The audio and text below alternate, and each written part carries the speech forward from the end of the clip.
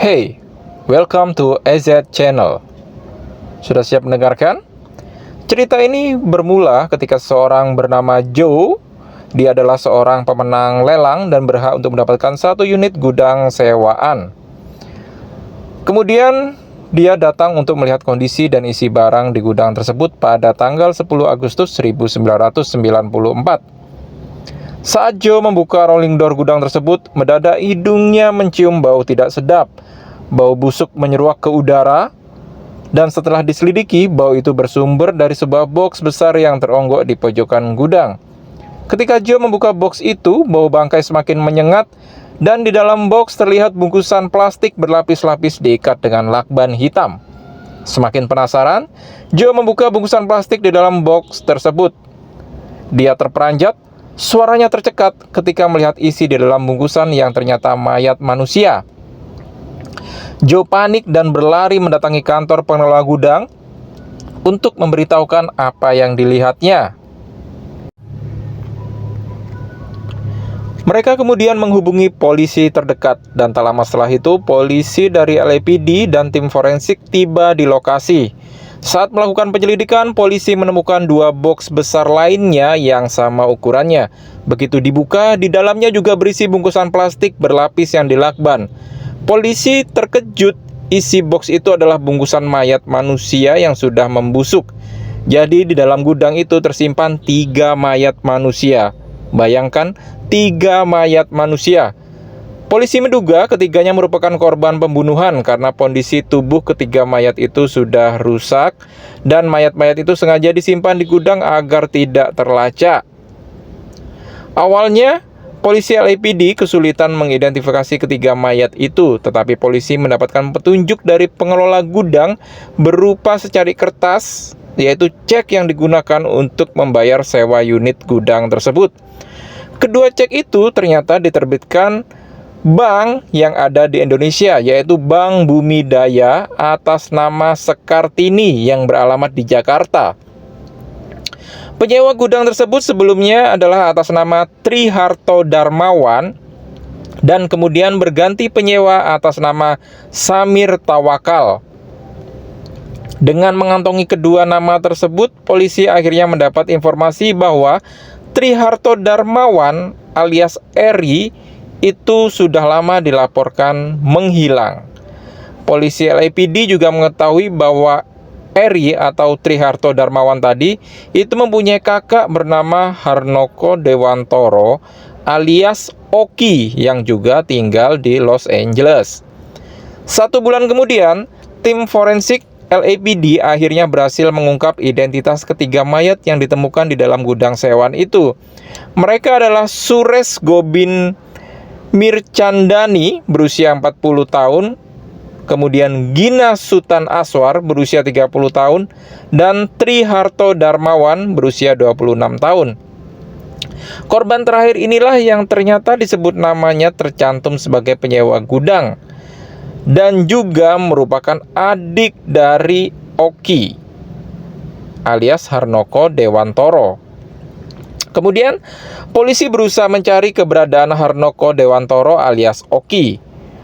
Para detektif LAPD menanyai sejumlah rekan dan kolega Oki di LA. Mereka mengaku melihat terakhir kali Oki pada Februari 1993. Polisi menduga saat itu Oki telah meninggalkan Amerika menuju Indonesia. Polisi juga mencurigai Oki bepergian menggunakan identitas palsu. Hal ini semakin memperkuat keyakinan polisi bahwa Oki terkait erat dengan ketiga mayat yang ditemukan di gudang penyimpanan barang itu. LAPD menghubungi Interpol, yang kemudian Interpol melanjutkan kontak dengan Mabes Polri di Jakarta. LAPD mengirimkan 2 detektifnya berangkat menuju Jakarta untuk melakukan penyelidikan bersama tim Mabes Polri. Semua bukti yang ditemukan LAPD termasuk cek Bank Bumi Daya dan paspor palsu yang digunakan Oki diberikan kepada tim Mabes Polri. Kemudian tim dari Mabes Polri melacak keberadaan Oki hingga akhirnya Oki berhasil diringkus polisi saat bercengkrama dengan keluarganya di Jakarta pada 3 Januari 1995. Kemudian Oki langsung digelandang ke Mabes Polri untuk diinterogasi. Awalnya Oki dituduh atas pemalsuan identitas dan pembuatan paspor palsu saat masuk ke Indonesia. Tetapi interogasi selanjutnya baru mengarah pada soal kasus pembunuhan atas nama Suresh, Gina, dan adiknya yaitu Eri.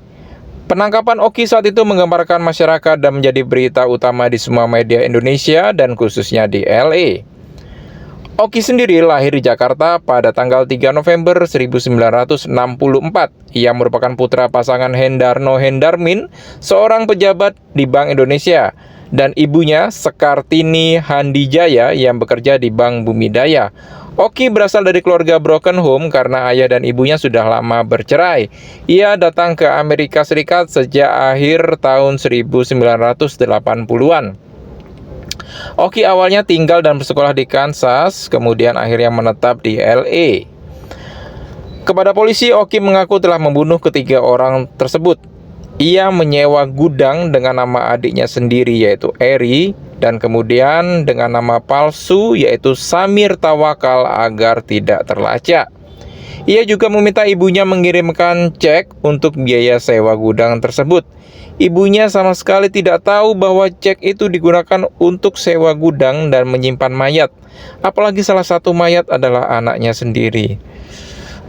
Tragis sekali. Pengakuan Oki kepada tim polisi selalu berubah-ubah. Awalnya Oki mengaku yang membunuh Suresh adalah adiknya, Eri. Kemudian dia mengaku lagi dialah yang membunuh Suresh dan Gina.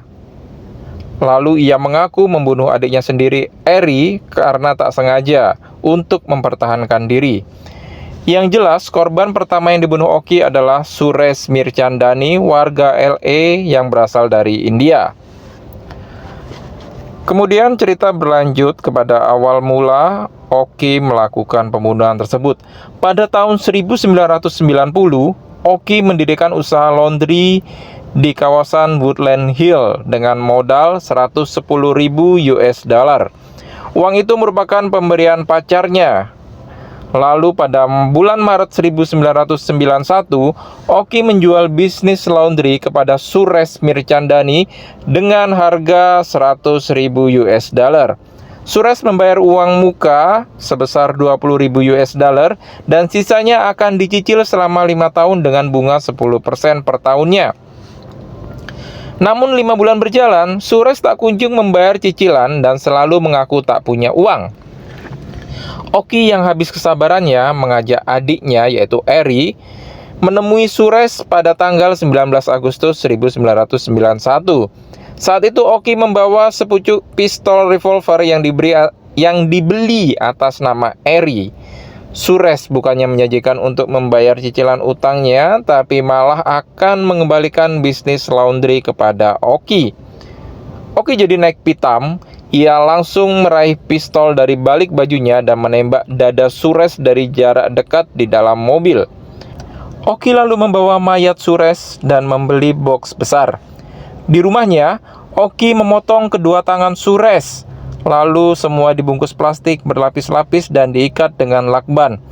Jasad Suresh sempat disembunyikan di gudang kawasan San Fernando dan beberapa gudang lainnya sebelum akhirnya disimpan di gudang U-Haul di Northridge.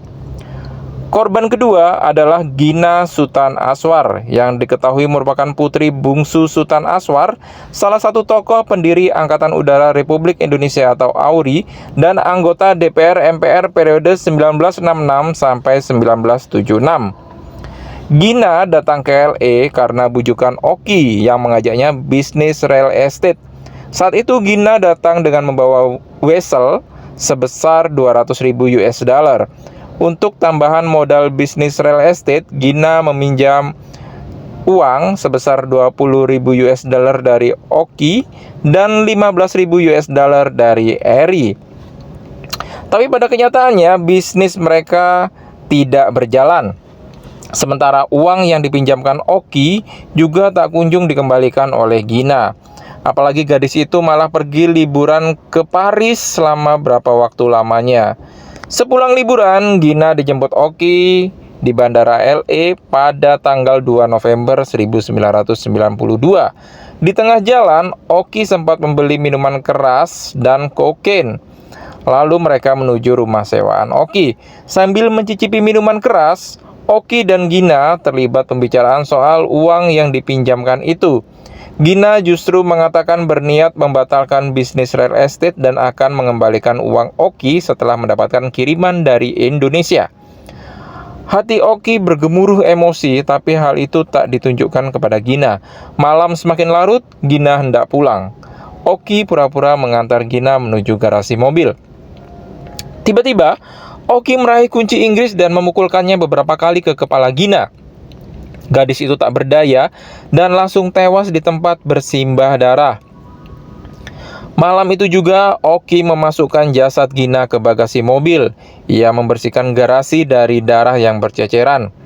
Kemudian pada pagi harinya, Oki membeli box besar dan memasukkan jasad Gina ke dalamnya.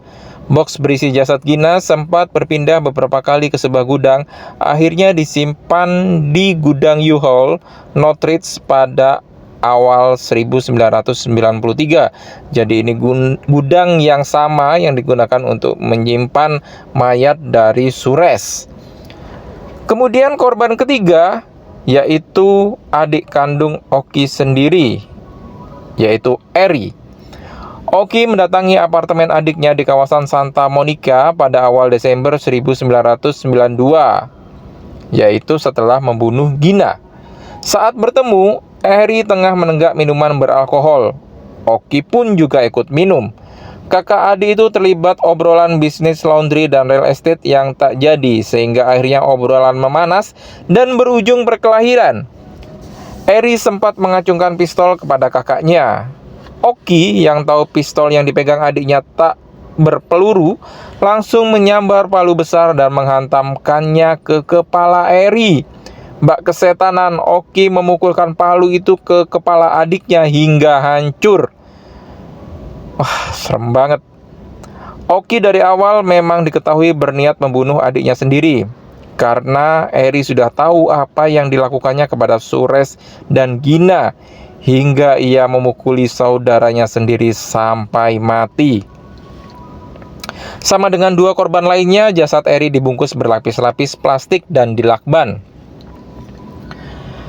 Jasadnya dimasukkan ke dalam box dan sama sempat mampir ke beberapa gudang dan akhirnya pada tahun 1993 disimpan di gudang yang sama di U-Haul Northridge. Hingga setahun lebih pada 10 Agustus 1994 ketika jasad itu ditemukan. Awalnya, LAPD berusaha membawa Oki ke Amerika Serikat karena semua kejahatannya dilakukan di LA. Tetapi upaya itu gagal karena memang tidak ada perjanjian ekstradisi antara pemerintah Indonesia dan Amerika Serikat pada saat itu. Akhirnya kasus itu tetap disidik dan disidangkan di Pengadilan Jakarta Pusat pada Juni 1996. Selama persidangan, Oki membantah telah membunuh Sures dan Gina. Tetapi ia mengakui telah membunuh Eri karena tidak disengaja. Oki mengakui semua tuduhan itu karena tidak tahan saat diinterogasi polisi pada 4 Februari 1995. Alasannya fisik dan mentalnya tengah down karena orang tuanya stres atas kasus itu. Tetapi Majelis Hakim Pengadilan Negeri Jakarta Pusat tetap memvonis Oki bersalah dengan hukuman maksimal, yaitu hukuman mati. Beberapa kali ia mencoba mengajukan gerasi pada era Presiden Megawati Soekarno Putri, tetapi ditolak. Selama menunggu eksekusi, Oki mendekam di Lapas Cipinang, Jakarta Timur. Itulah kisah Harnoko Dewantoro alias Oki, pembunuh yang telah menggemparkan Indonesia dan Amerika pada saat itu. Terima kasih telah mendengarkan dan ikuti terus cerita-cerita selanjutnya. Bye.